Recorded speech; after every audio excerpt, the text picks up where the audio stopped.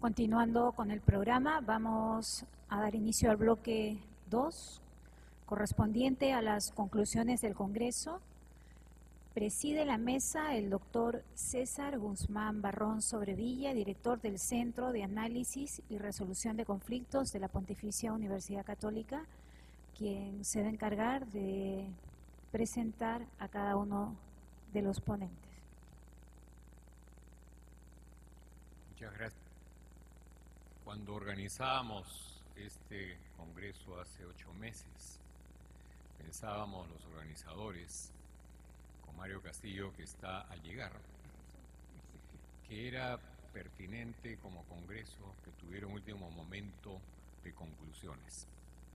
Normalmente los eventos, incluso denominados congresos, y nosotros mismos en las 2 primeras ediciones, terminábamos con palabras finales muy rápidas, pero no había este espacio de reflexión de profesionales que presentes durante cada día anotaran aquello que les parecía más importante y necesario resaltar. Esperamos que esta fórmula tenga éxito para todos, para ustedes que han venido con tanto entusiasmo a este congreso y para nosotros que desde la organización cada día queremos hacerlo mejor.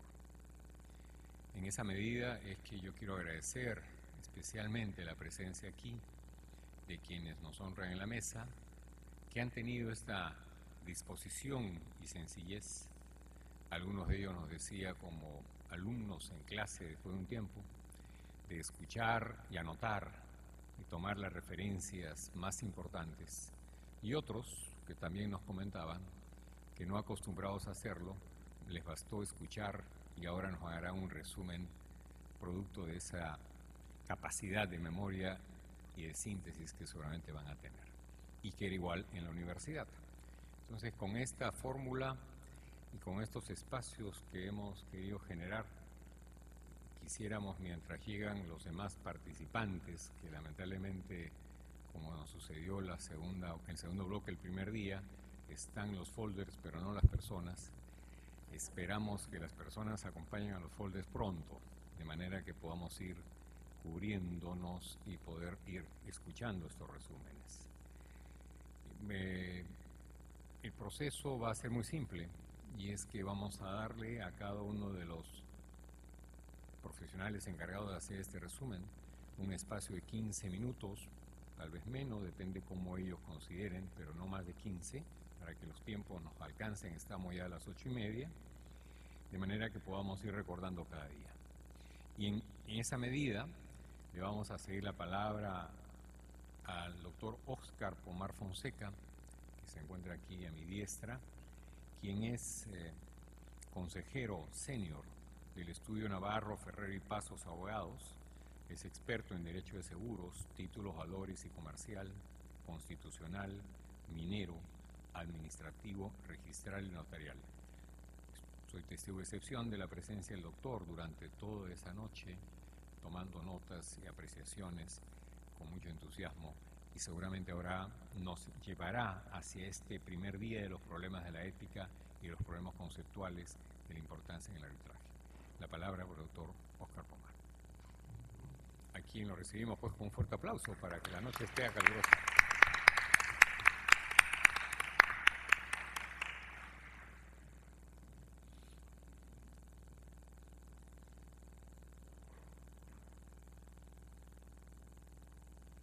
Buenas noches. Antes que todo, muchas gracias a la universidad por darme la oportunidad de participar en este evento.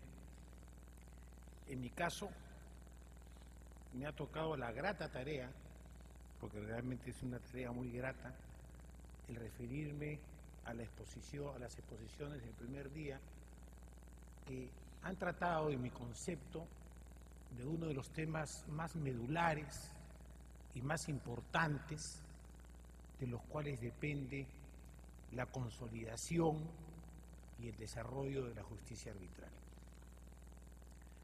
Estos temas tratados por el doctor Solesi, por el doctor Loman, por el doctor Avendaño en un primer momento, se entrelazan entre sí porque están referidos a la ética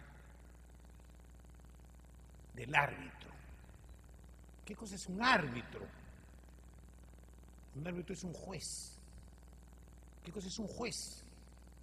Es el hombre que tiene un don.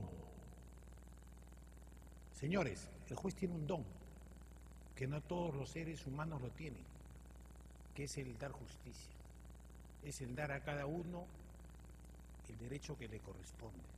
Es una tarea que está mucho más cercana de lo divino que del humano, porque importa tratar de alcanzar un grado de perfección que muchas veces no es posible hacerlo. ¿Cuáles son los requerimientos que tiene este juez, que es el árbitro? En primer lugar, la designación del árbitro no importa un compromiso del árbitro para con la persona que lo ha designado. El árbitro es depositario de la confianza de quien lo designa para que le resuelva el conflicto de intereses. No para que lo resuelva a su favor, sino para que determine dentro de un proceso justo si realmente tiene el derecho que reclama. Para eso el árbitro tiene que ser imparcial, como dice el doctor Solés, independiente. No debe tener compromiso de ninguna naturaleza. Y ahí viene la exposición de Guillermo Loman cuando habla del deber de revelación, que no es otra cosa que un acto de confesión que hace el árbitro cuando es designado como tal. Las partes son los jueces de los árbitros, dice el doctor Loman, y es cierto. El árbitro debe ser consciente y consecuente y honesto consigo mismo. Tiene que tener la suficiente entereza para decir cuáles son las consecuencias o cuáles son los supuestos que de una u otra forma podrían tener alguna conexión con el tema que es materia del arbitraje. Debe declararlo todo. Comentábamos en la antesala que hay un grupo muy reducido de árbitros.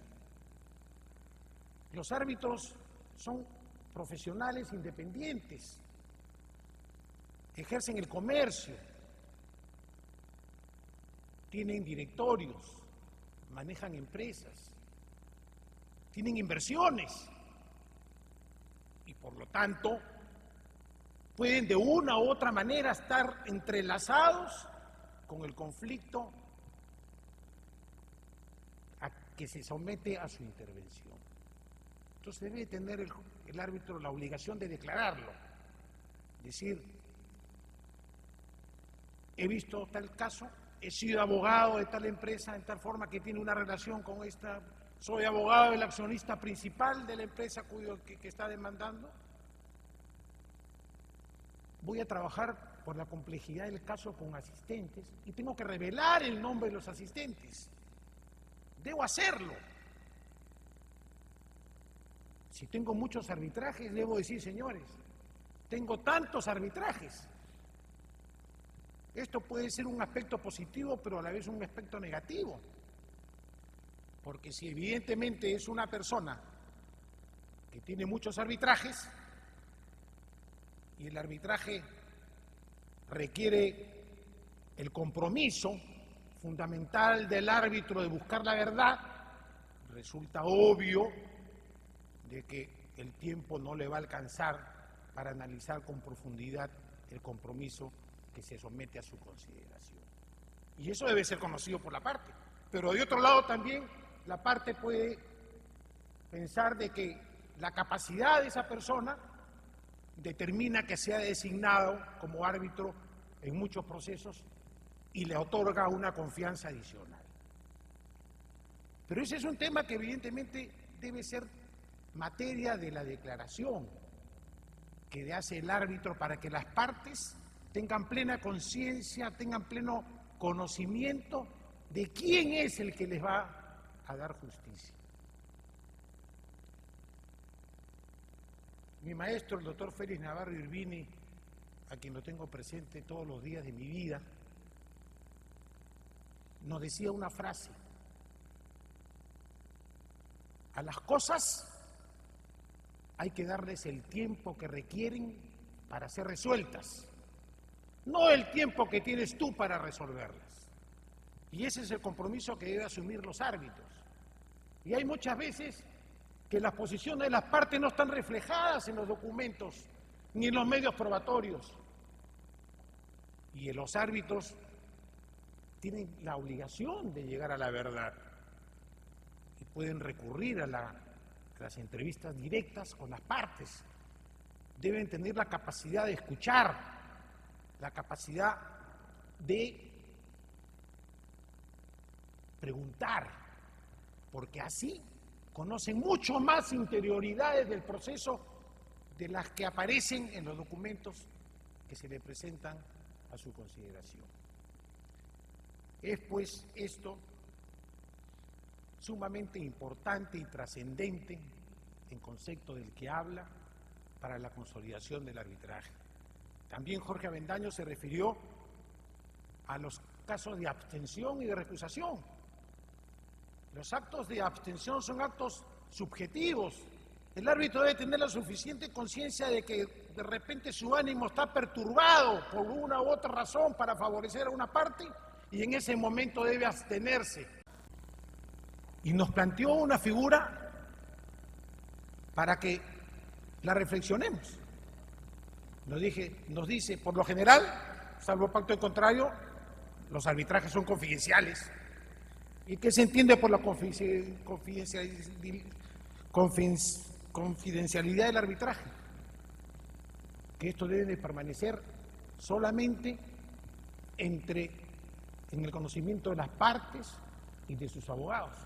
Claro, existen casos en que por disposición legal no es posible esto, como por ejemplo una empresa que está sometida a un proceso arbitral que cotiza sus acciones en bolsa. Evidentemente que este proceso arbitral constituye un hecho de importancia que para la transparencia del mercado bursátil es necesario que sea conocido por la colectividad. Pero por lo general debe guardarse reserva hasta la expedición del laudo, y el laudo en algunos casos sí es público en determinados arbitrajes. Pero la pregunta que nos hacía el doctor Etrasini era, ¿pero qué sucede cuando se plantea contra ese arbitraje un recurso de anulación que está previsto en la Ley General de Arbitraje? La Constitución, dentro de las garantías del debido proceso, en uno de los incisos del artículo 139, establece la publicidad de los procesos. Entonces, un recurso de anulación que se ventila ante la autoridad judicial es un proceso público. Entonces, ¿cómo juega aquí la confidencialidad del convenio arbitral o del arbitraje, mejor dicho, con la anulación? Y la respuesta creo que es, en mi concepto, muy clara. El proceso arbitral tiene dos etapas.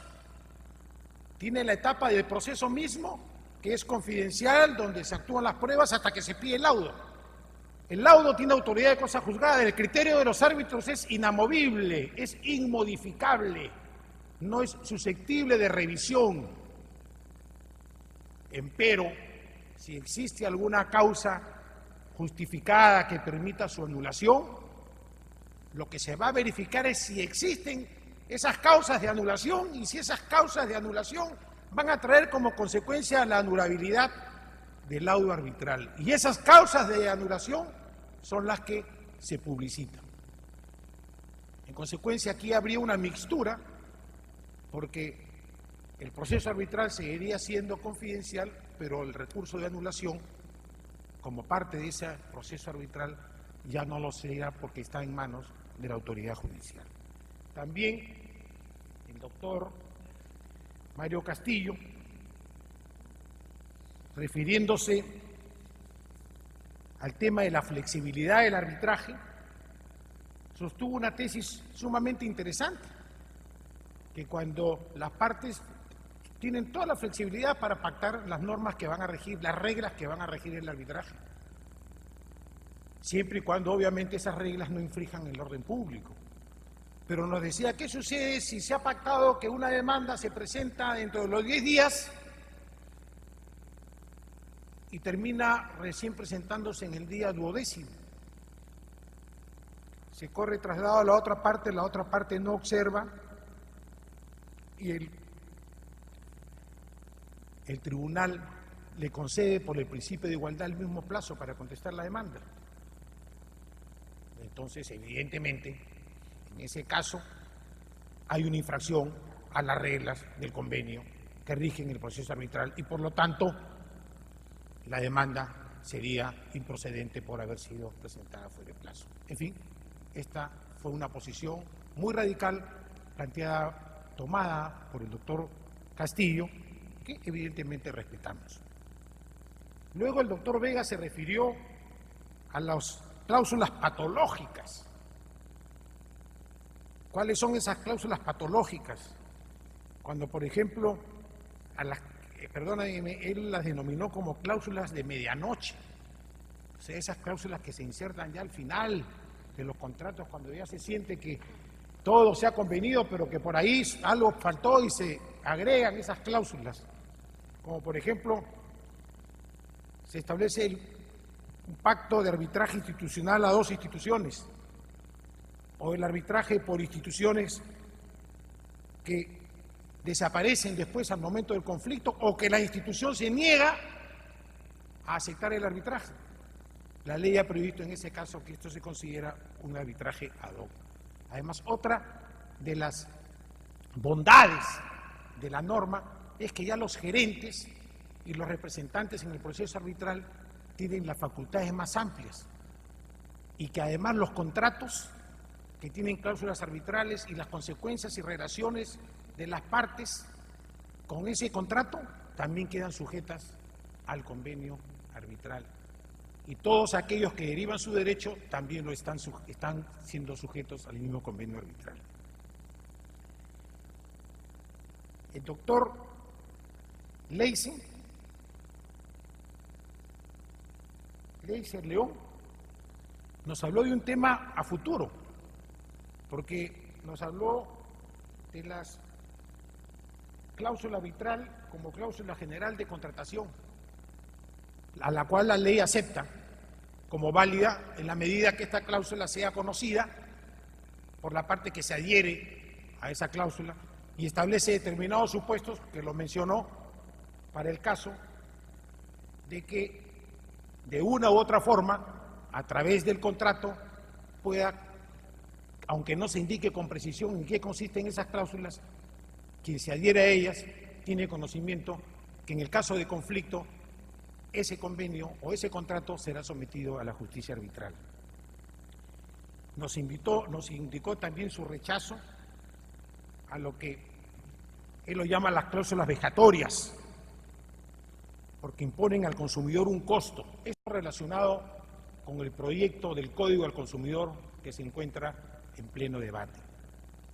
Finalmente, el doctor Gastón Fernández nos hizo un comentario respecto al debido proceso en sede arbitral y a la obligación de que todo laudo debe contar con la motivación correspondiente, salvo en los casos que se haya producido una transacción que es la contemplada en el artículo 50 de la ley.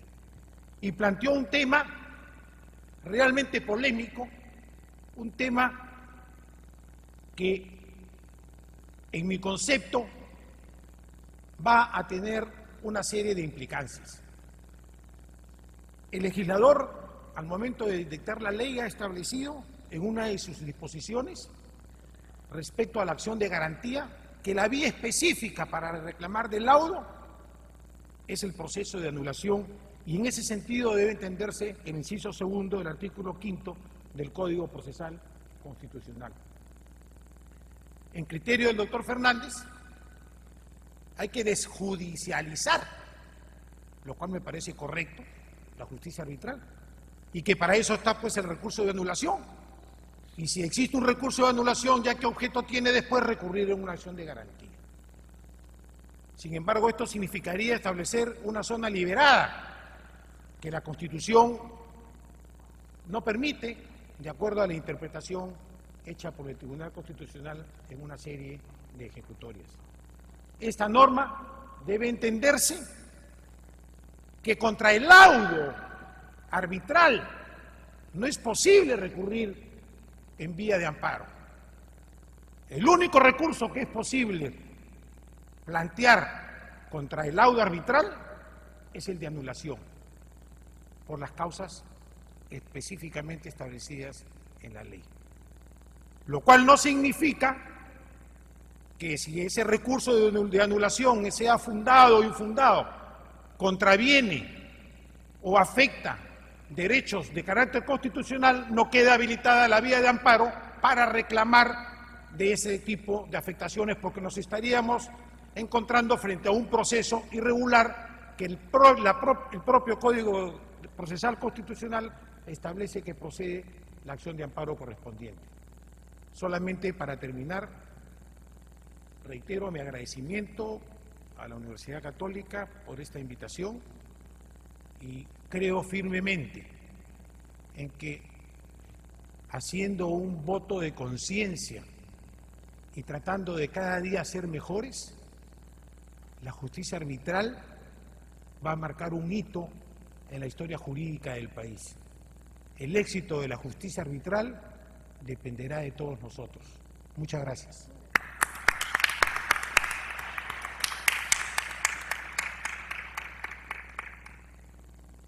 Como ustedes pueden haber advertido muy bien, el doctor Pomar tomó muy en serio el encargo y además, para quienes no quedó claro alguna de las exposiciones, creo que nos aclaró, ¿no? Y nos están yendo con un buen resumen de ese día. El doctor Mario Castillo acaba de aparecer cual estrella fulgurosa, ¿no? Y nos deja en tranquilidad a todos, porque si no íbamos a saltar el segundo día. Y ya estábamos pensando qué decir, pero aquí está. De manera tal que, no obstante que tendrá que tranquilizarse un segundo, vamos a cederle la palabra para que nos presente este segundo día, donde se hablaron acerca de los problemas procesales en el arbitraje, el laudo, anulación y ejecución. Sin más, porque ya el doctor lo conocen y fue presentado en varias oportunidades, yo diría simplemente dejo la palabra, el uso de la palabra a nuestro amigo Mario Castillo.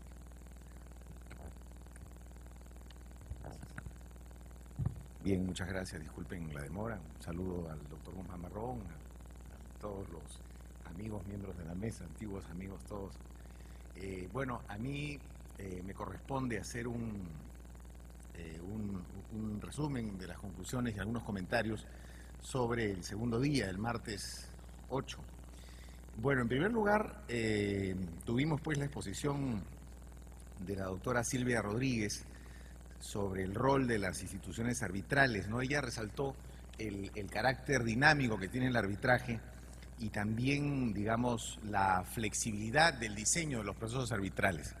En realidad, este tema es un tema que creo que está trayendo y va a traer cola, porque la nueva ley permite algunas facultades a los árbitros en torno a esa flexibilidad sobre las cuales valdría la pena hacer algunos comentarios. El tema de la flexibilidad es un tema que siempre se comenta y se menciona, pero no siempre se tienen claros los alcances de la flexibilidad. ¿Qué significa la flexibilidad? ¿Los árbitros pueden hacer cualquier cosa en el arbitraje? Yo creo que no. Esto hay que interpretarlo con mucho cuidado, porque hay un primer concepto en torno a la flexibilidad que es definirla por oposición a los procesos de la justicia ordinaria. O sea, por oposición al proceso de la justicia ordinaria, sin duda el arbitraje es más flexible en la medida en que la normatividad sobre arbitraje tiene menos normas de orden público que permiten a las partes y a los tribunales diseñar reglas acorde a lo que ellas buscan en el proceso. En ese sentido, los procesos son flexibles. Hay otro sentido también de la flexibilidad. Estoy resumiendo, disculpen, pero para tratar de comentar todas las exposiciones en los minutos, que son 15, ¿no es cierto?, asignados. Pero hay otro aspecto. Cuando las partes llevan adelante un proceso arbitral, generalmente en el acta de instalación asisten ambas con los árbitros y ellas convienen determinadas reglas. Esas reglas, porque muchas veces pasa desapercibido esto, estas reglas son precisamente un contrato que celebran las partes con los árbitros. Naturaleza jurídica discutible, pero es un contrato. Y este contrato implica que las partes se obligan a seguir las reglas, pero ojo, que los árbitros se obligan también a seguir esas reglas. Entonces, aquí hay otro aspecto de la flexibilidad. ¿En qué sentido? Las partes que celebran ese contrato en el acta de instalación pueden luego variar esas reglas en el camino del arbitraje y conforme resulte conveniente a sus intereses. Pongo un ejemplo. Si el día de mañana una de las partes, por ejemplo, dijera que propone al tribunal y a su contraparte ampliar el plazo establecido, vamos a suponer que así se hubiera establecido, para la etapa probatoria, el tribunal podrá estar de acuerdo con ello de repente y la contraparte también, con lo cual el tribunal podría disponer la ampliación de la etapa probatoria porque las partes están de acuerdo y el tribunal también.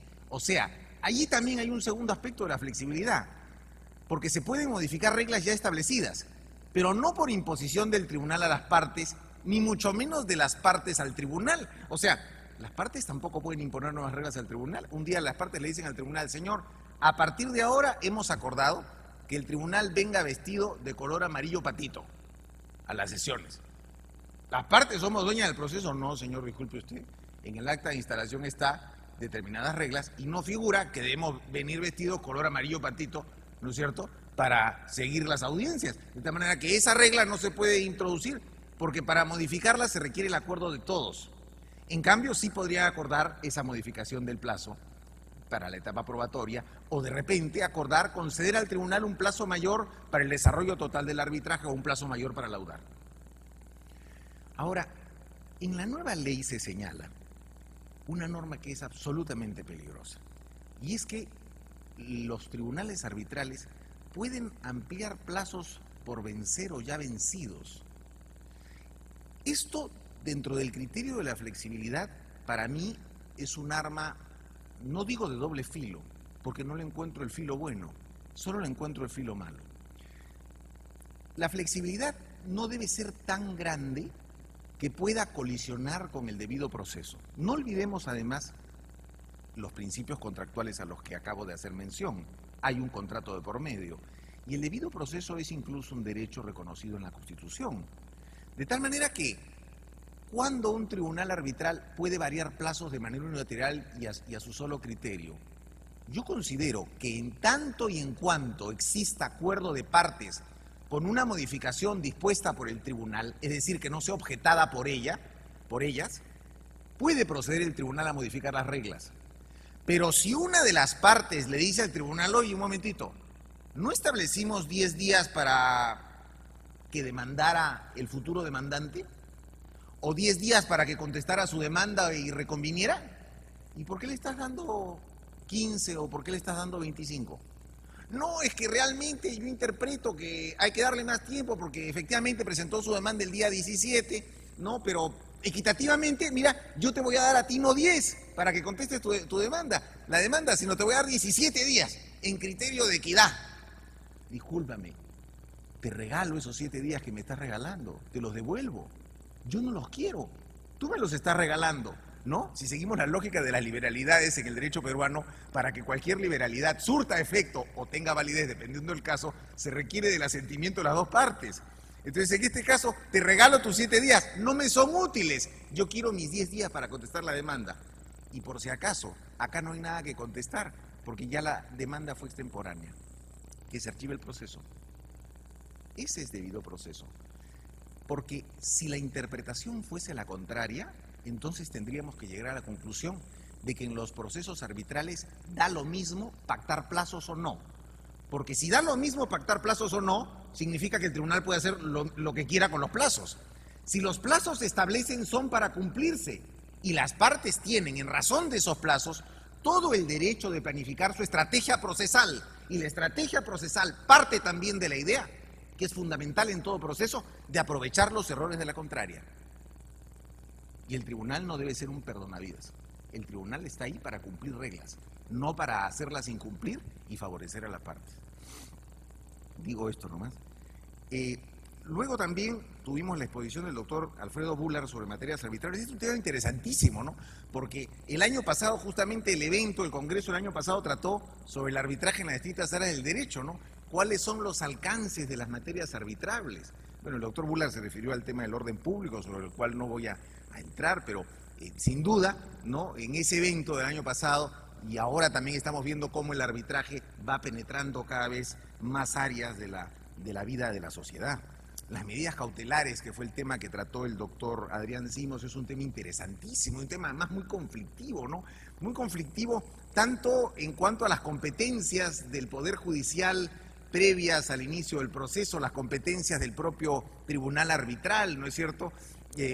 Si todos los requisitos establecidos generalmente, establecidos por el derecho procesal y por el Código Procesal Civil para las medidas cautelares deben estar presentes aquí, ¿no es cierto? Esos son temas realmente pues de mucha actualidad. Yo voy a referirme ahora a dos exposiciones, para no hacer larga estas palabras, a dos exposiciones en un mismo comentario. El doctor Víctor Madrid trató acerca de la adopción de decisiones en los procesos y el doctor Edgardo Mercado trató acerca del voto en discordia. Este tema es un tema muy importante porque la nueva ley, ¿no es cierto?, tiene un artículo que es un artículo que aparentemente es una norma, digamos, buena, pero en realidad es una norma altamente defectuosa. El artículo 52 es la norma relativa a la adopción de decisiones. Teóricamente, de acuerdo a la exposición de motivos extraoficial, digamos, de la ley, el artículo 52 brindaría un esquema a través del cual nunca cabe la posibilidad de que no haya laudo. Y eso no es así. Cabe la posibilidad de que no haya laudo. No solo por el hecho de que es altamente discutible dentro del texto de la propia ley que, por ejemplo, el solo voto del presidente ante la ausencia de voto de sus otros dos colegas haga laudo, criterio que yo de ninguna manera comparto. Creo que tiene que votar, de acuerdo al texto del propio artículo 52, la mayoría, dependiendo del sentido que voten, no importa, pero tiene que votar la mayoría, no basta que uno solo vote. Y no solo eso, sino que además podría ocurrir que no vote el presidente y que vote un árbitro en un sentido, digamos, fundada la pretensión, digamos que solo hubiese una pretensión, y el otro árbitro de parte vota infundada la pretensión. Entonces la pregunta sería aquí, ¿hay laudo? Dice no, si uno no vota se le entiende adherido a la posición de la mayoría, acá no hay mayoría. Entonces si uno no vota se le entendido, digamos, o se adherirá a la posición del presidente. Qué pena, acá no hay presidente, el presidente no votó. Y entonces el presidente que no votó, ¿con quién hace decisión? Muchas gracias. ¿Hace decisión con el árbitro que declaró infundada la pretensión o hace decisión con el árbitro que declaró fundada la pretensión? No puede hacer decisión con ninguno de los dos. ¿Y eso a qué nos lleva? A que en un supuesto como este se ha laudado, si es que eso es laudo, ¿correcto? Que es otro tema de discusión que no es el caso de este resumen, se ha laudado sin las mayorías requeridas. Bueno, antes la ley anterior tenía una causal de anulación del laudo cuando se hubiese laudado sin las mayorías requeridas. Hoy esa causal no existe. ¿Qué hago cuando se lauda sin las mayorías requeridas? ¿Cómo anulo eso que puede ser llamado laudo o puede no ser llamado laudo? Se hizo mal en eliminar esa norma porque se consideró que el artículo 52 era un artículo blindado cuando no lo es. Además, y con esto cierro el tema del 52, el 52 está ubicado en el título quinto del laudo. Entonces, ¿eso qué significa? ¿Que lo que esté en el 52 solo vale para el laudo o vale también para el resto de resoluciones distintas al laudo? Criterio altamente discutible, porque las dos interpretaciones se pueden sostener. Y una interpretación estricta por la ubicación de la norma dirá, aquí hay estas excepciones, pero para el resto de resoluciones no hay ninguna norma específica. Por lo tanto, allí no hay que el presidente, que su mamá, nada. Simplemente eso rige para el laudo, pero no para el resto de resoluciones. y voy acabando. Bueno, la doctora Ana María Arrarte trató el tema de la ejecución del laudo, todo un problema, ¿no es cierto?, en tanto y en cuanto pues la ejecución no sea voluntaria, y en tanto y en cuanto también no, se arraigue más la cultura no solo arbitral, sino de cumplimiento de los laudos arbitrales en el Perú, ¿no es cierto? Y finalmente, bueno, el doctor Enrique Ferrando, no quiero pasarme el tiempo, además es viernes y es de noche, el doctor Enrique Ferrando se refirió a la anulación, que en general las normas de anulación son normas, digamos, creo yo, bastante cuidadas, salvo esta grave omisión de no haber establecido la norma de la ley anterior de poder anular el laudo cuando se haya laudado sin las mayorías requeridas. Y finalmente la doctora Marianela Ledesma Narváez, que nos acompaña ya ella nos ha acompañado en los 3 congresos, la doctora Marianela Ledesma se refirió a las costas y costos, ¿no? Sobre este tema de las costas y costos, justo ayer escuchaba a unos ilustres colegas que han venido en una conversación particular, sobre este tema, y realmente los tribunales aquí deben actuar con un criterio bastante apegado al resultado del proceso. Es decir, los tribunales en este punto tampoco deben ser perdonarias, o sea, ha ganado todas las pretensiones y el otro perdió todas las suyas. Y no, pues por igual. Que vayan por igual, total, no, han tenido razones, pues sí, pues, pero es que uno perdió y uno ganó. Creo yo que sí es posible, evidentemente, matizar el tema de costas y costos en la medida de que haya sido pues un resultado por una cabeza. Es decir, ganó todo, sí, porque todo dependía de un determinado razonamiento en un sentido u otro, pero la verdad es que la parte que perdió tenía un altísimo grado de razón también. Entonces, en ese caso, valdría la pena pues ordenar que las costas y costos se compartan por igual o incluso en proporciones distintas si pudiese ser el caso. Así es. Y nada, muchísimas gracias y disculpen la demora. Muchas gracias.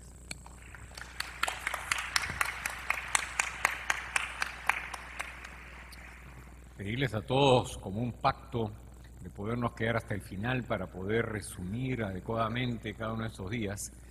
Y pedirles a todos también algo muy importante. Se les ha entregado una encuesta en el folder de hoy que rogaríamos vayan llenando porque va justamente en el camino de cada día de lo que ustedes piensan acerca de lo que se puede hacer y cómo podemos mejorar. El tercer día fue un día donde nos encontramos frente al arbitraje y la contratación pública.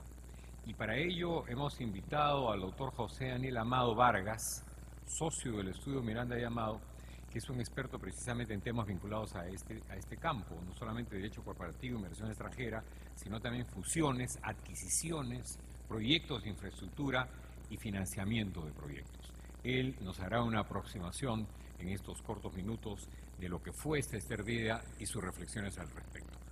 Con ustedes, la doctora Amado. Muchísimas gracias. Tengo que referirme a 2 cosas que acabo de escuchar. En primer lugar, el doctor Mario Castillo nos recuerda que es viernes y que es muy tarde, y esto a mí me genera una necesidad de seguirme al tiempo, por supuesto. Y en segundo lugar, un gran entusiasmo de ver que hay una concurrencia tan importante a estas horas de la noche. Me hace pensar en el Centro de Análisis y Resolución de Conflictos, que finalmente tiene ese nombre porque es mucho más que un centro de arbitraje, y por eso felicito a la universidad en la persona del profesor César Gómez Marrón. Brevemente voy a tocar tratar de hacer un resumen de ese interesante día tercero de este congreso. Comenzaré por decir que el Estado es la gran parte en estos arbitrajes. O sea, se habla mucho del desarrollo del arbitraje en el país, pues quien más arbitra es el Estado. Y eso es interesante y me voy a referir a eso en un momento más. Recordaremos que el profesor Franz Kuhn-Müller hizo una exposición muy interesante sobre el tema de la historia, de cómo habíamos llegado realmente de ser un país donde prácticamente el arbitraje era algo que conocíamos simplemente porque sabíamos que existía, no había cursos de arbitraje prácticamente. Creo que los primeros fueron los que dictó mi buen amigo Gonzalo García Calderón, a quien veo por ahí, pero la verdad es que muy poco se conocía del tema arbitral. Había el Código Civil, la cláusula compromisoria, compromiso arbitral, un tema casi doctrinario, ¿no? Poco a poco cómo nos ha ido invadiendo esta cultura del arbitraje. Y en el tema del Estado, entonces, lo que hizo Franz en esta exposición fue decir básicamente, miren cómo de dónde estábamos y a dónde hemos llegado, ¿no? Y se hace referencia a varias cosas. Hizo referencia, por cierto, al tema de que hubo una corriente externa, ¿no es cierto? El Estado comenzó a firmar tratados internacionales vinculados al comercio internacional en muchos casos. Vino por ejemplo, la famosa Convención de Washington de 1965, el CEADI, ¿no es cierto? Y todo esto iba generando más y más entusiasmo cada vez en la institución arbitral como un medio de resolución de conflictos, un medio alternativo de resolución de conflictos.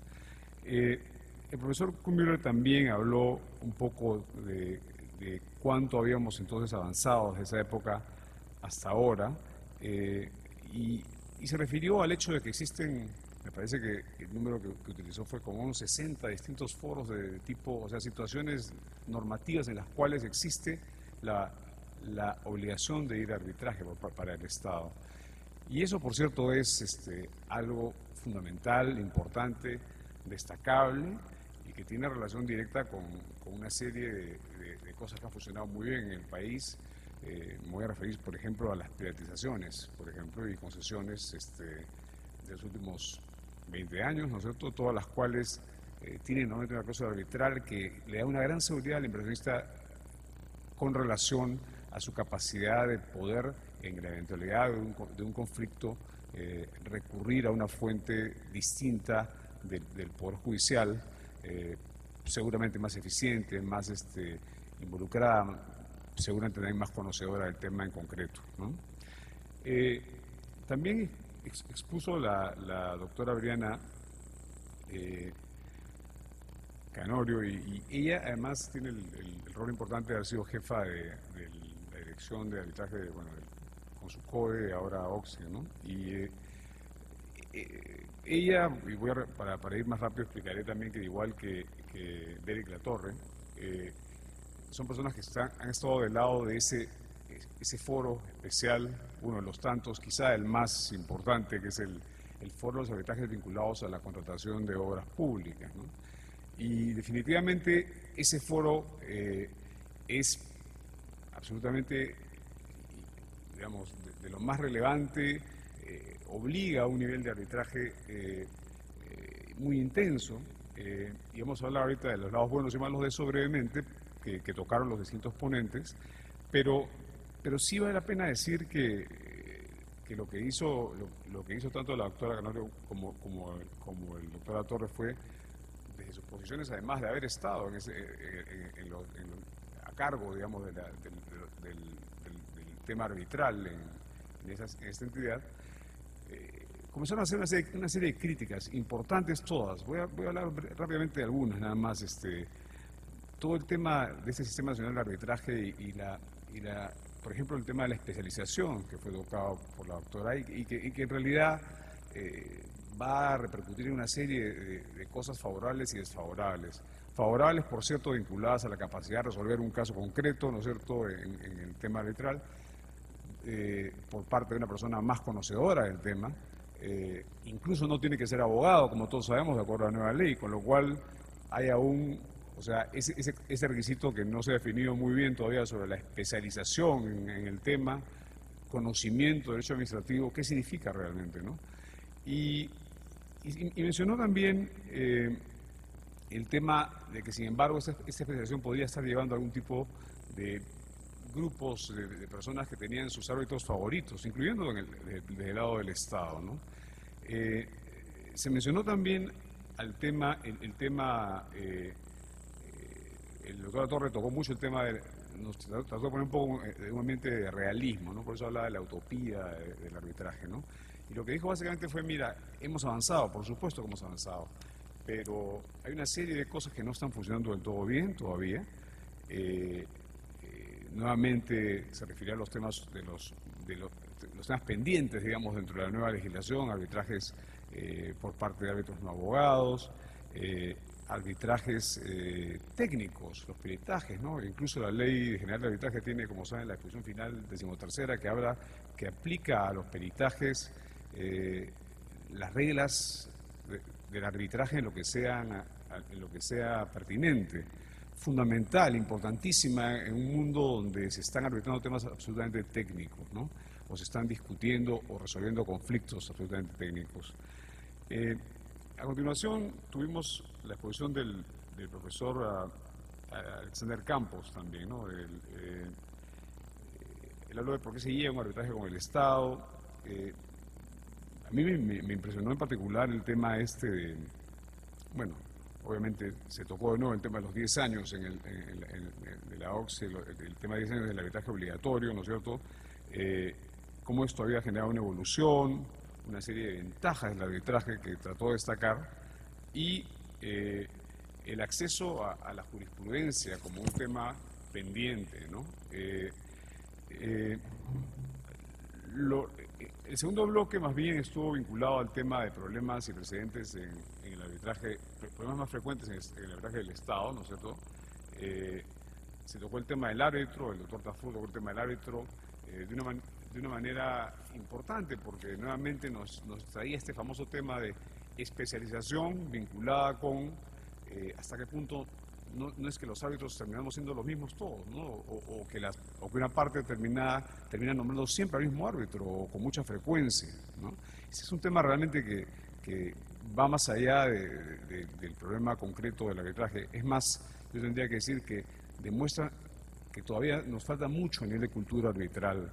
El arbitraje obligatorio del Estado no es una manera de cubrir la responsabilidad de los funcionarios que tomaron ciertas decisiones, que como muchas veces parece ser el caso, que así se toma. El arbitraje es realmente un medio de resolución de conflictos y tiene que serlo aunque fuese y sea mandatorio. Luego está el tema que puso el doctor Mauricio Raffo, mi socio y mi colega del estudio, y tocó el tema de los plazos de caducidad. Brevemente mencionaré que hizo referencia, y lo dejaré así mencionado, algunas incertidumbres que se han generado bajo la nueva normatividad. Por ejemplo, el hecho de que no estando muy claro cuándo vencen realmente cuál es el verdadero plazo de caducidad, el tema de efectivamente cuándo es que hay que presentar la demanda, pues las solicitudes de arbitraje fluyen todas, porque como abogado, antes de que se me vaya a ir el derecho a pedir arbitraje, lo pido primero, y entonces hay una serie de peticiones que no están todavía pensadas suficientemente ni maduradas como un medio realmente donde se haya decidido el tema del arbitraje. Mencionó también el tema del trato directo y el hecho de que casi no se utilizaba. Nuevamente ahí el famoso tema del funcionario público que puede querer cubrir su responsabilidad y prefiere llegar al arbitraje. Trato directo prefiere ni tocarlo, digamos, ¿no? Y por último también mencionó el doctor Raffo el tema del control difuso, ¿no? Gracias. Ahora, a continuación también tengo que decir que estuvo la exposición del doctor Ricardo Gandolfo sobre ampliación del plazo, ¿no? Y ahí explicó un tema que a mí me ha parecido fundamental y también lo voy a dejar planteado, y es este cambio entre lo que se llamaba, digamos, el calendario de ejecución en los contratos de obras públicas frente a lo que se llama la ruta crítica. Realmente hay mucho que desarrollar todavía sobre eso. El tema del calendario de ejecución realmente hacía mucho más fácil pensar cuándo podía efectivamente uno llegar a una situación arbitral y cuándo un contrato de obra pública estaba en una situación de disputa. El tema de la ruta crítica es mucho más complejo, está todavía digamos, en aprendizaje por parte de las entidades del Estado. Mencionaré también la exposición que hizo la doctora Elvira Martínez Coco sobre el tema del arbitraje vinculado a la expropiación. Ahí tenemos que decir que se refirió de manera muy concreta al tema de la indemnización y el justiprecio, y mencionó una serie de temas. No voy a digamos, ir mucho más allá de listar dos que a mí me impactaron mucho, ¿no? Uno, ¿cuál es el sujeto pasivo para efectos de un arbitraje? Que como todos sabemos, la ley tiene unos requisitos muy concretos sobre 10 años y un título, y sin embargo ella decía, no, el sujeto pasivo es la persona a la cual están expropiando, tenga o no tenga esa calidad, ¿no es cierto? O esas condiciones específicas. Y hablaba también del tema, ya varias veces mencionada en otros congresos, de las cartas fianza por el monto de la diferencia de lo que uno reclama, que es una cosa que realmente no tiene, por lo menos en mi opinión, ninguna razonabilidad. O sea, ¿cómo es que yo tengo que presentar una carta de fianza al momento de iniciar el arbitraje por el monto de lo que considero diferente? ¿Cuál es la lógica de esto? Si la carta de fianza está pensada para respaldar una obligación, no para iniciar un procedimiento arbitral, y imagino hay que buscar fórmulas distintas a esas. Me gustaría sí entonces mencionar, y con eso termino, el tema entonces de que un poco resumir el consenso de lo que se vio ese día, ¿no? Avances fundamentales en el tema arbitral, ninguna duda. El Perú en particular, con relación a otros países, es un país en el que ha avanzado muchísimo en el tema, y eso se debe a factores externos, a factores internos, a la creación de centros, a la difusión del tema arbitral, y yo creo que todo eso es un tema que para nosotros revela a la vez un desafío de seguir mejorando, y como digo, creando lo que yo llamaba hace un momento una cultura arbitral. Una cultura donde básicamente, nuevamente, me refería cada rato al tema de la responsabilidad de los funcionarios. El funcionario no debe estar pensando en que finalmente puede ir a un arbitraje desde un punto de vista simplemente de responsabilidad funcional. El funcionario tiene que estar más bien pensando que tiene siempre la capacidad de que si hay una discusión, realmente el tema tenga un foro que le permita un medio de solución confiable. Debe sentirse también un cliente del Sistema Nacional de Arbitraje. Ahora, en cuanto al tema del nombramiento también de los árbitros, y este tema de alguna manera que yo mencionaba de la relación demasiado estrecha entre la parte que nombra y el árbitro, había una cierta coincidencia. Recordemos la famosa frase de Bond, ¿no? De Stephen Bond, que el arbitraje vale lo que vale el árbitro, ¿no? Y entonces ahí necesitamos abrir un poco el espacio y tratar de sentirnos todos un poco árbitros y un poco con vocación de árbitros, porque si no, el arbitraje es un club de amigos, y eso es lo que no debe ser.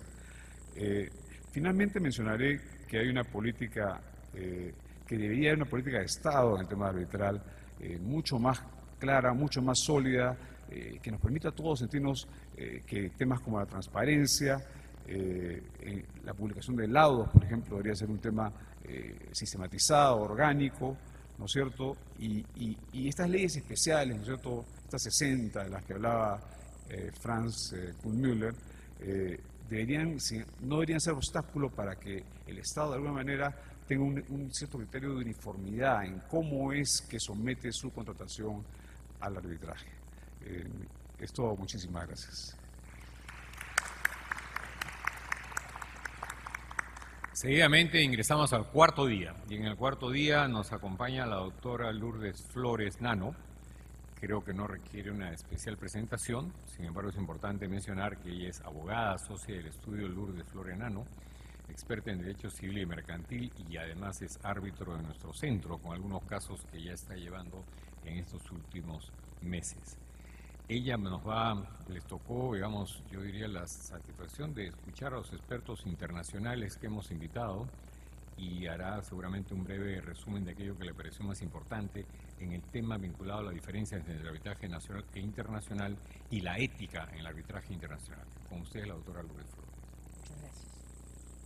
Quiero agradecer a la Universidad Católica, al Centro, y al doctor Castillo por esta invitación y por el privilegio de haber compartido efectivamente ayer muy interesantes exposiciones, especialmente de personas que han venido de fuera, de profesores de fuera, aunque también hubo algunas interesantes exposiciones de profesores peruanos, de destacados abogados y árbitros.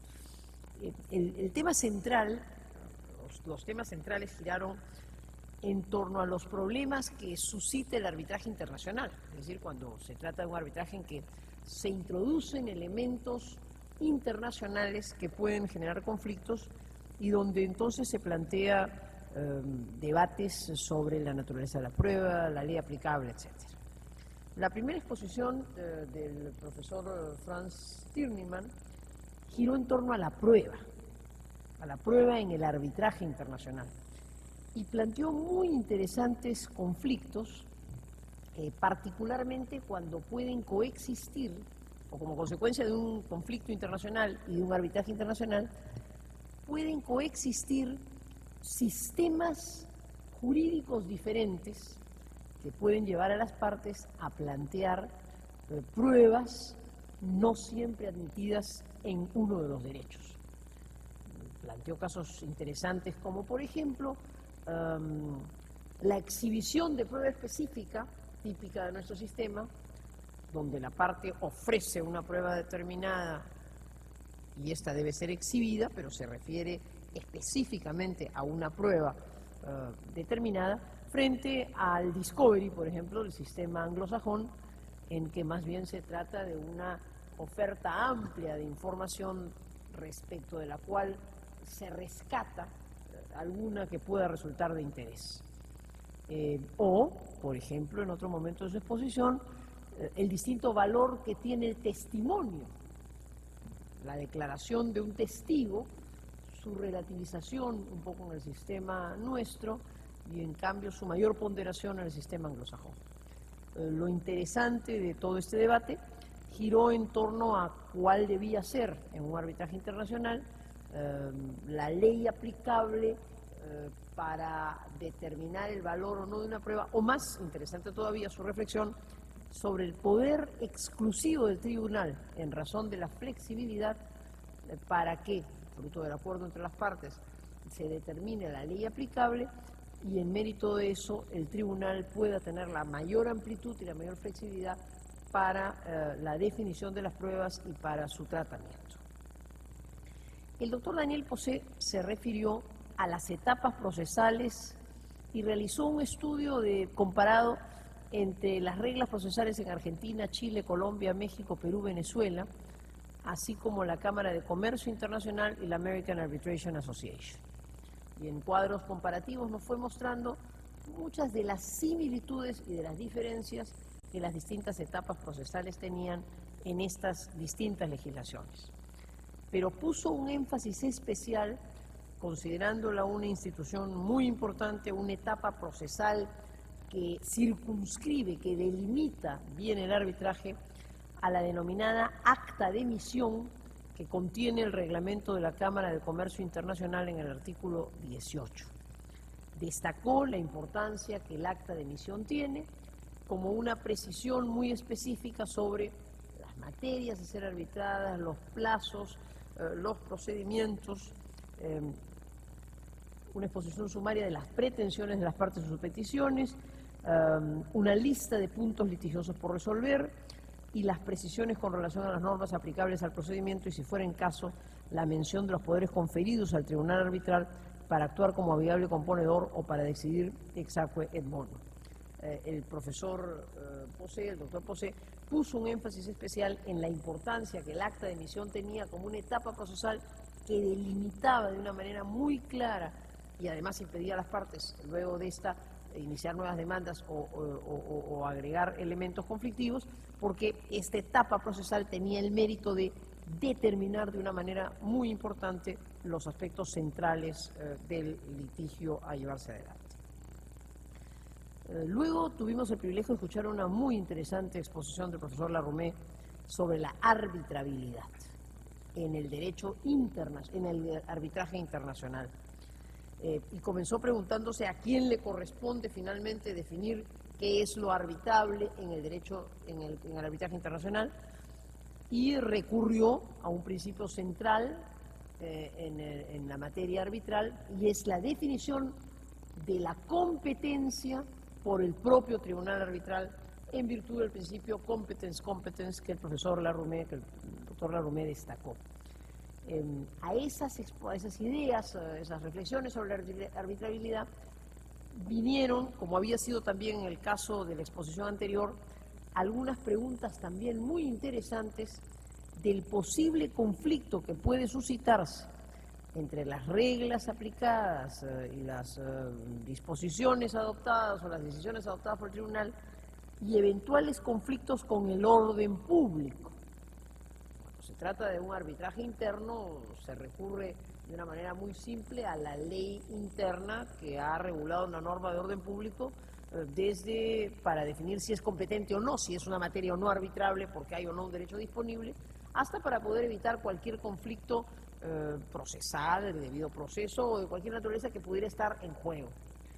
Pero tanto en la exposición del doctor Víctor Sánchez como del profesor Larrumé se discute que ley resulta aplicable para determinar si una determinada regla de orden público ha sido violada como consecuencia de un pacto arbitral, del proceso arbitral o de las decisiones adoptadas.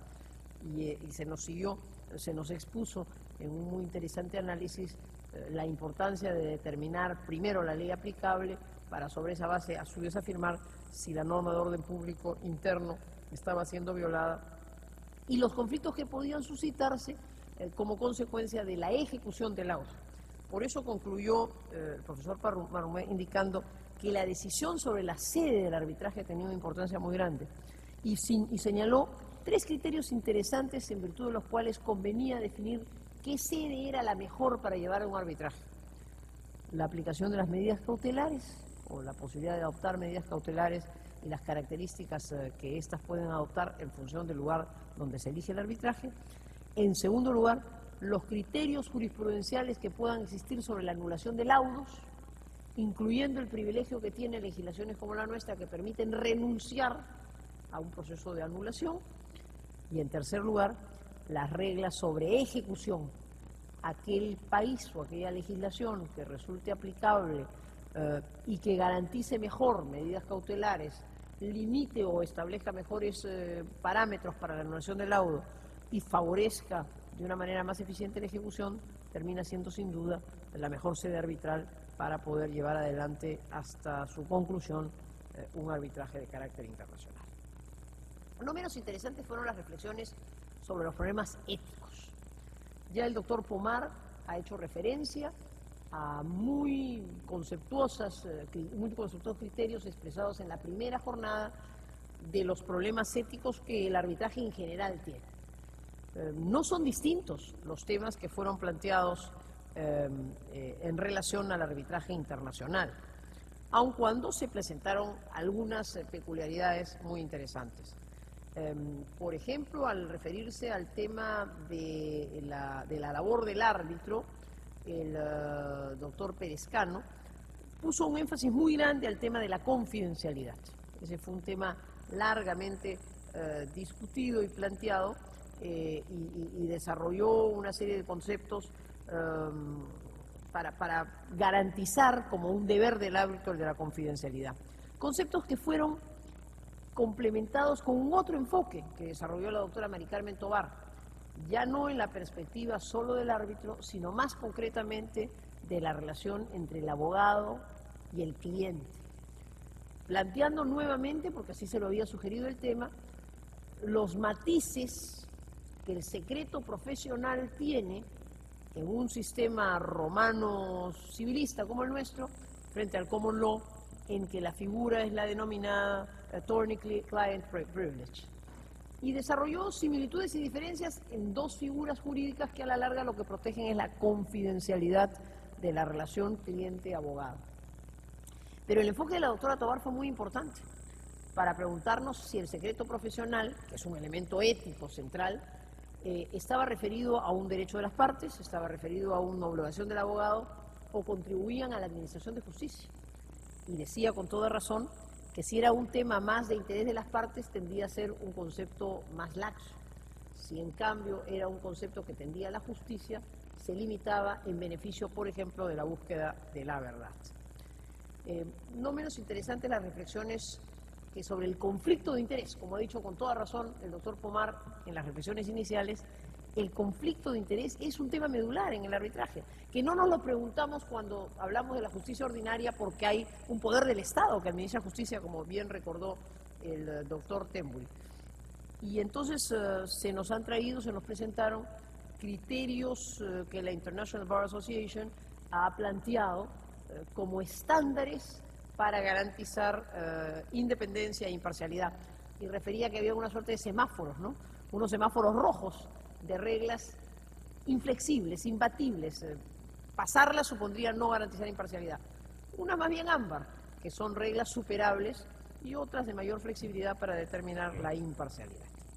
Y finalmente se planteó un interesante debate también de carácter ético sobre una figura que antes también en algunas de las exposiciones anteriores había sido abordado, que era la factibilidad o no que un abogado pudiera, comillas, entrenar, interrogar, preparar al testigo de parte en un proceso arbitral, internacional o interno. Y la conclusión de esas interesantes reflexiones que formuló el profesor Collantes fue que no resultaba antiético, sino al contrario, perfectamente permisible poder preparar la presentación de un testigo de parte, siempre y cuando, desde luego, valiéndose de un principio ético, se definiera con toda claridad que no se estaba preparando el testigo para mentir, que no se le estaba preparando para faltar a la verdad, sino para mejor cumplir la tarea informativa que correspondía a esta prueba de parte. En resumen, esta cuarta jornada nos puso en evidencia la complejidad y el conjunto de problemas interesantes, procesales y éticos que supone, como hoy ha recordado con toda razón el doctor García Calderón, que nuestro país sea parte ya del concierto internacional en materia de inversiones, de comercio internacional, y que en consecuencia los abogados y los árbitros nos veamos enfrentados no solo a la necesidad de aplicar las reglas internas pactadas por las partes en un convenio arbitral o las normas de orden público de nuestro derecho interno, sino la complejidad de sistemas, de costumbres y de características que corresponden a un mundo global. En todo eso, sin embargo, felizmente, la ética sí tiene valores universales y en consecuencia algunas de las reglas que hemos comentado, no importa en qué latitud del mundo se den, lo importante es que sean reglas éticas para que en verdad administremos justicia y encontremos la verdad. Muchísimas gracias.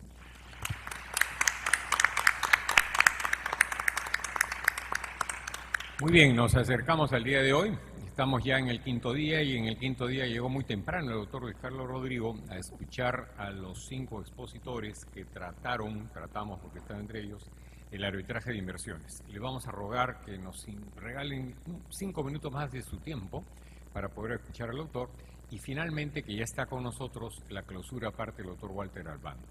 Voy a presentar al doctor rápidamente. Él es un experto, entre otros temas, socio del estudio Rodrigo Elías y Medrano, entre otros temas en Derecho Minero y Medio Ambiente y particularmente en inversión extranjera. Dejo con ustedes al doctor Luis Carlos Rodrigo. Muchas gracias. En primer lugar, quiero efectivamente felicitar a la universidad, al doctor César Guzmán Marrón, al doctor Mario Castillo por organizar este muy interesante evento. Agradecerles por haberme invitado y felicitarlos a ustedes por haber resistido heroicamente hasta estas altas horas de la noche de un viernes para escuchar este resumen. La verdad es que en mi caso voy a empezar por el final, no para que sea más corto de lo corto que va a ser mi resumen, sino porque creo que el esbozo de cuento, de novela que nos hizo el doctor García Calderón refleja muy claramente lo que ha sido de alguna manera las conferencias que hemos escuchado hoy. Y además porque soy un apasionado de la literatura y creo que ese esquema de exposición fue muy interesante. Lo cierto es que en menos de 20 años, como nos contaba el doctor García Calderón, la transformación del Perú ha sido notable, yo diría que sobresaliente.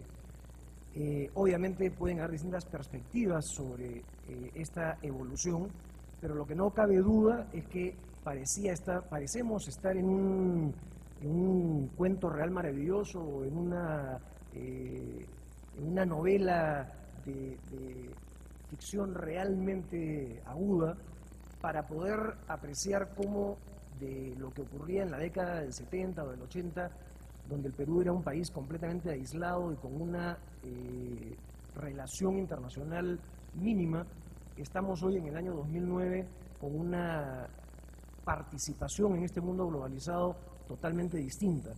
Y de ahí saltamos a la primera exposición, donde el doctor Ferrero, Alfredo Ferrero, nos presentó, creo que muy enfáticamente, la importancia, la conveniencia y la utilidad de la celebración de los tratados de libre comercio en relación con las inversiones, porque creo que hay este mito, esta idea generalizada de que los tratados de libre comercio son finalmente eso, es decir, un instrumento para fomentar el comercio, la apertura comercial y punto.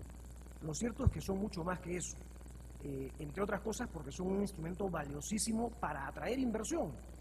Y él nos explicó, y habiendo sido un actor absolutamente directo y de primera línea en la negociación del Tratado de Libre Comercio con Estados Unidos, que fue el primero y probablemente el más difícil, este es un elemento fundamental. El Perú necesita inversiones, el Perú requiere de inversión nacional y extranjera para poder continuar desarrollándose, y los tratados de libre comercio, como él nos explicó, y esa creo que es la gran conclusión de su exposición, son un instrumento fundamental para que esto ocurra. Ya estamos en un camino bastante acelerado, y nos mostró un mapa gráfico de cómo el Perú, de ser un país aislado, hace muy pocos años, a principios de los 90, está pasando a ser un país absolutamente interrelacionado, con tratados de libre comercio, con todos los mercados que obviamente nos abren una posibilidad de exportaciones y de crecimiento comercial inmensa, pero además también nos abren la posibilidad de ser un destino de inversiones de gran interés para Estados Unidos, Europa, China, etc. Posteriormente, el doctor Lloreda entró en el plano más jurídico de lo que son estos tratados de libre comercio y sus capítulos de inversiones en particular. Nos explicó cómo hay en realidad distintos niveles de lo que finalmente son estos acuerdos de protección de inversiones. El primero, que es justamente el que se conoce como acuerdos de protección de inversiones, que son una especie de primera etapa y que posiblemente pueda llevar a lo que son los tratados de libre comercio en una etapa más avanzada, que son más comprensivos, abarcan un espacio mayor, pero que dentro de esos tratados de libre comercio justamente incorporan un capítulo de inversiones que tienen fundamentalmente el objeto de dar garantías y de establecer principios fundamentales para que los inversionistas estén tranquilos y seguros de que van a tener un régimen normativo adecuado y que respete principios como la no discriminación, el trato nacional, etcétera, etcétera.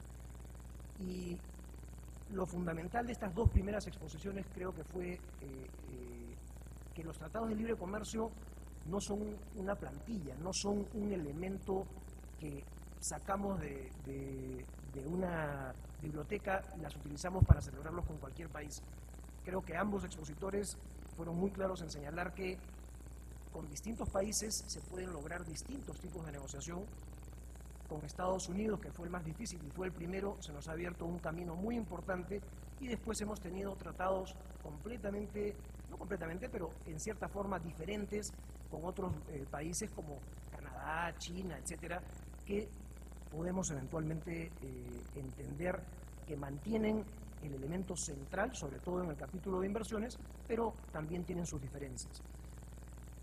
En tercer lugar, escuchamos una muy interesante presentación del doctor Guzmán Barrón, que ya integró este esquema de inversiones dentro de los tratados de libre comercio con otro elemento fundamental que contienen estos tratados, y es justamente que es el que eventualmente ha cometido la violación de alguna de las principios, obligaciones o derechos bajo los tratados, va a entrar en un conflicto con un inversionista. Evidentemente, que ese conflicto sea resuelto por algún organismo o entidad de ese propio Estado pareciera garantizar de menor medida esta imparcialidad. Pero el doctor Guzmán Barrón nos presentó algo que es muy interesante, que muchas veces se olvida. El arbitraje en realidad en los tratados de libre comercio tiene dos niveles distintos. En primer lugar, la posibilidad de que las discusiones se den entre los estados suscriptores del tratado, y en ese caso también se puede recurrir al arbitraje, y el artículo 21 del tratado permite estas opciones, pero también, y de manera más importante, nos explicó cuáles son los elementos centrales del arbitraje cuando éste se va a producir entre el Estado receptor de la inversión y un inversionista del otro Estado contratante, en este caso Estados Unidos. A mí, como conclusión optimista, me quedó realmente reflejada la idea de que esto le da al inversionista una tranquilidad y una seguridad de que su inversión no solo va a tener conceptualmente este marco supranacional que le garantiza una serie de derechos, sino un mecanismo imparcial de resolución de conflictos. Sin embargo, debo comentar que sí soy un poquito menos optimista que el doctor Guzmán Barrón en relación con la verdadera ejecutabilidad de los laudos arbitrales en esta materia. Y ahí empalmamos quizá con la primera parte de la exposición del profesor Bello, quien nos habló y nos mostró casos donde la experiencia española ha sido bastante positiva en relación con el uso del arbitraje para como mecanismo de resolución de conflictos en temas de inversión, pero también nos deslizó, creo que muy claramente, los problemas que, por ejemplo, existen hoy en día con Argentina. Argentina es un país que en muchos aspectos está, como estuvo el Perú en los años 70 y en algunos momentos de los 80, aislándose del mundo y tratando de reaccionar para impedir que estos principios y estas corrientes globalizadoras de respeto a la inversión verdaderamente sean algo tangible y concreto. Y Argentina, como él nos decía, tiene más de 100 casos en el CIADI en este momento, involucrando más de 40.000 millones de dólares, y hasta donde yo sé, lamento, creo que el profesor Bello ya no está, pero... Sí, está bien, ahí está. Ahí está, qué bien. Está en la ventana. Me alegro, porque Argentina, en mi experiencia, en lo que conozco, sobre todo en relación con arbitrajes vinculados a recursos naturales, lo que ocurre es que no los está cumpliendo. Es decir, hay una serie de laudos vinculados a derechos garantizados a los inversionistas que la República Argentina no está honrando. Y en consecuencia, sí hay un problema con la ejecutabilidad real y concreta de estos laudos. Yo sé que se puede recurrir a embargos internacionales y a una serie de mecanismos, pero ahí hay un elemento que creo tiene que ponerse más énfasis en arreglar. Pero me pareció muy interesante la exposición del profesor Bello, porque creo que nos da una clara idea de cómo el arbitraje, evidentemente en la práctica, es un elemento que le da esa tranquilidad a los inversionistas, que en España ha funcionado bastante bien, y en su experiencia como árbitro, en casos sobre todo involucrando a Argentina, creo que puede ser un actor importante para lograr eliminar este riesgo que por lo menos yo percibo. Y regresamos finalmente al caso de la exposición del doctor García Calderón, donde no solo nos presentó este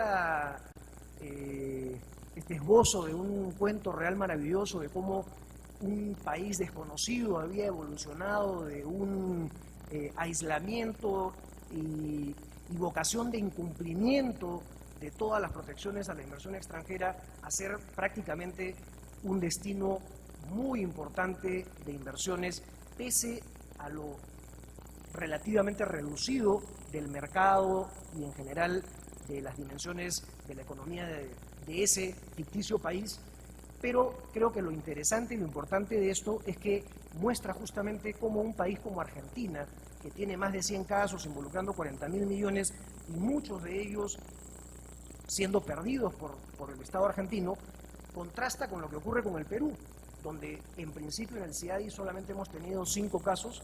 Claro, recién está entrando en vigor el Tratado de Libre Comercio con Estados Unidos, que posiblemente nos abra otro campo de acción adicional y distinto, pero lo cierto es que de esos 5 casos, la mayoría se han resuelto favorablemente al Perú, ya sea en lo sustantivo, ya sea en lo procesal, y el único que está en este momento en trámite, el doctor García Calderón no ha querido adelantar su opinión, pero de todo lo que hemos escuchado, creo que podemos ser optimistas de lo que puede ocurrir en ese arbitraje. En todo caso, lo interesante es que esto muestra al Perú como un país comprometido, en primer lugar, creo yo, con el respeto a las instituciones supranacionales, a involucrarse y a tener una vocación de realmente ser parte del mundo. Para ello está utilizando este tipo de recursos como son los tratados de libre comercio, recurriendo, aceptando y honrando los arbitrajes internacionales en los que participa, y creo que realmente el comienzo que nos dio Alfredo Ferrero y el final que nos dio Gonzalo García Calderón mostraban cómo un país como el nuestro, que realmente requiere de inversión, requiere de la seriedad de fortalecer las instituciones, está comprometido en ese proceso. Y todos nosotros, absolutamente todos nosotros, tenemos un rol que jugar en ese partido.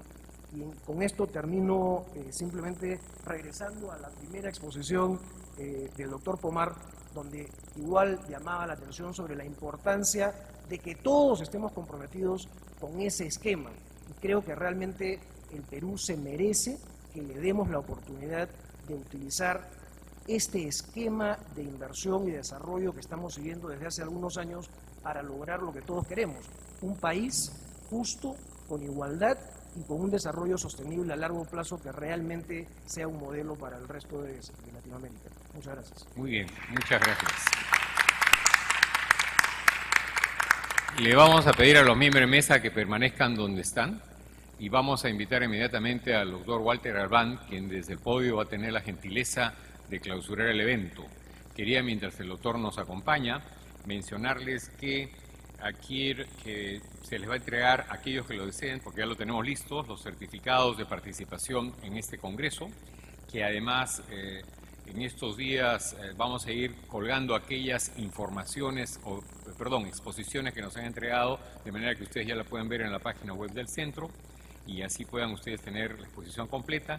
Y finalmente mencionarles que esta última parte creo que nos ha hecho mirar que el arbitraje va mucho más allá de lo que nos podemos imaginar en relación al desarrollo de un país.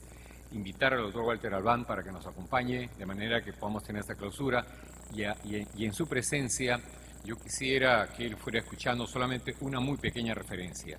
Yo quisiera particularmente agradecer a dos personas que han tenido mucho que ver en el silencio y en el apoyo, particularmente a Patricia Alvisuri, que probablemente la han visto corriendo todo el tiempo, pero que ha tenido el encargo minucioso en los últimos meses de acercarse a los expositores internacionales vía Internet, luego conocerlos personalmente y tener en cada momento y en cada actitud la disposición para que este Congreso sea un éxito. En su persona, y ojalá me esté escuchando, porque precisamente su sencillez mantiene este anonimato, quiero agradecerle a todos los que han tenido que ver con el éxito de este Congreso, que realmente no nos imaginábamos cuando estábamos el lunes pensando en qué nos pasaría.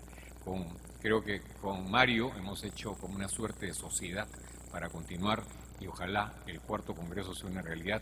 Ya los temas los estamos preparando, ya algunos de los expositores que han venido afuera los hemos empezado a enamorar para que vuelvan a acompañarnos, y a los que están aquí presentes con mayor razón, siendo peruanos, para que veamos cómo el arbitraje ha ido logrando que el desarrollo de nuestro país sea más sostenido. Entonces ahora invitamos al doctor Walter Galván para que nos acompañe y así poder escuchar en sus palabras, dentro de los 90 años, no del doctor por supuesto, sino 90 años de nuestra querida Facultad de Derecho, de la cual muchos de los que estamos aquí presentes hemos bebido aquello que nos permite seguir siendo abogados y seguir creyendo en el Perú. Es que le cedo la palabra porque forma parte de esta celebración de nuestros 90 años este Congreso. Tiene la palabra el doctor Walter Galván. Bien, gracias César, muy buenas noches a los expositores, la expositora en esta noche en la mesa, a todos y todas ustedes. Mi saludo al fin de estas intensas jornadas, viernes 10 de la noche. Esto ya marca que el éxito no tiene parámetros. En realidad, creo que ha sido un esfuerzo que, como se ha señalado, ha valido la pena. Y es la expresión del interés creciente de este tema del arbitraje en el Perú y en el mundo, por supuesto. Hoy en el diario El Comercio, ¿no?, se publicaban aspectos que han sido recogidos en este evento, y daban cuenta de algo que seguramente para mucha gente ha resultado sorpresa, y es que en 16 años, ¿no?, se han resuelto litigios que se calculan en un monto de 2.500 millones de dólares, ¿no?, desde 1993, cuando se aprueba la Ley General de Arbitraje, dicen, y se refieren a montos calculados en función de arbitrajes institucionales, no los que tienen que ver con arbitraje ad hoc. Y claro, lo interesante también es ver cómo esto que se podría haber advertido más en el campo privado está también asumido cada vez más por los estados, y en concreto en el caso del Estado peruano de manera muy importante y significativa y creciente. Sin duda esto tiene que ver con cambios normativos desde la propia Constitución, pero también es verdad que hay una realidad que demanda este cambio y que el derecho está tratando de responder de la mejor manera como parte de la solución que hay que buscar para los problemas endémicos que tiene el sistema judicial en el Perú, la búsqueda de los mecanismos alternativos de solución de conflictos. Por esto nos sentimos orgullosos de que en el marco de los 90 años que celebramos este 2009 en la Facultad de Derecho, se haya realizado este tercer Congreso Internacional del Arbitraje y, claro, aquí estos días, como decía, han sido intensos, pero sin duda muy provechosos. Se han examinado temas de enorme actualidad en materia de arbitraje y que son útiles para el desarrollo de esta importante solución o mecanismo de solución de conflictos. No solamente es la facultad de esta universidad, sino toda ella. En toda ella se ha hecho la apuesta, ¿no?, por contribuir al desarrollo del arbitraje. Tenemos excelentes y contamos con excelentes profesores como Mario Castillo, César Guzmán Barrón, Lorenzo Solesi, Alfredo Bular, Jorge Avendaño, Fernando de Traceñí, Luis Carlos Rodrigo, Víctor Madrid, Jorge Vega, Leiser León, Franz Müller, Edgardo Mercado, Manuel Villagarcía, Gastón Fernández, para mencionar solo a quienes han tomado parte en este evento, en este seminario. Creo que esto ya muestra el interés que hemos puesto en este tema, pero también la propia universidad ha creado este Centro de Análisis y Resolución de Conflictos que desarrolla el Centro de Arbitraje que dirige precisamente el profesor César Guzmán Barrón, aquí presente y quien ha dirigido la mesa de esta noche. Bueno, hay pues entonces una apuesta en firme por lo que pueda suponer estos mecanismos de solución de conflictos y el empeño de esta facultad también lo estamos expresando de varias maneras, por ejemplo, en la elaboración del nuevo plan de estudios que esperamos poner en vigencia muy pronto. Este año, además, en pocos días estarán viajando un equipo de estudiantes que ha sido entrenado por el profesor Jorge Santiesteban y por Silvia Rodríguez también, profesores de esta facultad, para un concurso que se desarrolla anualmente en la Universidad de Buenos Aires, precisamente en materia de arbitraje. Esperamos que la performance va a ser muy buena y es la primera vez que estamos participando en el concurso. Bueno, ante ustedes me comprometo entonces a no cejar en este esfuerzo y para terminar quiero expresar mi profundo agradecimiento y felicitación a quienes han hecho posible este evento, particularmente al profesor Mario Castillo Freire, a César Guzmán Barrón del Centro de Arbitraje y a todas las entidades auspiciadoras que nos han apoyado, a los expositores, a la expositora. Creo que aquí habría que destacar además la participación de las asociaciones estudiantes que ustedes podrán ver en el programa, son varias y promovemos en esta facultad que se sigan creando muchas asociaciones estudiantes que le dan realmente un dinamismo que de otra manera sería imposible conseguir en nuestra casa de estudios. Bueno, a todos ustedes entonces por su acogida y participación, mi agradecimiento. Declaro así clausurado este tercer Congreso Internacional de Arbitraje y los invito para las próximas jornadas, porque se siguen realizando otros eventos, el Seminario Internacional de Derecho Procesal el día 8 y el día 16, el 10º Congreso Iberoamericano de Derecho Constitucional. A quienes son egresados además, les aviso que el 21 de noviembre vamos a tener al mediodía un almuerzo del reencuentro, Las ventas se va a hacer por Teleticket, según me informaron hoy día, y espero que ahí tendremos la oportunidad de hacer también cosas que nos permitan poner un poco en ánimo el cuerpo. Muy buenas noches y felicitaciones a todos. Gracias. Muchas gracias. Yo quería rogarles un segundo, solamente un segundo. Hay dos cosas por delante.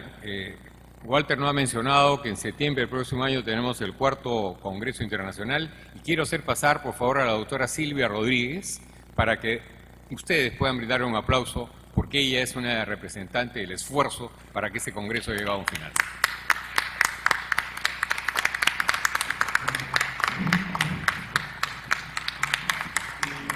Muchas gracias a todos.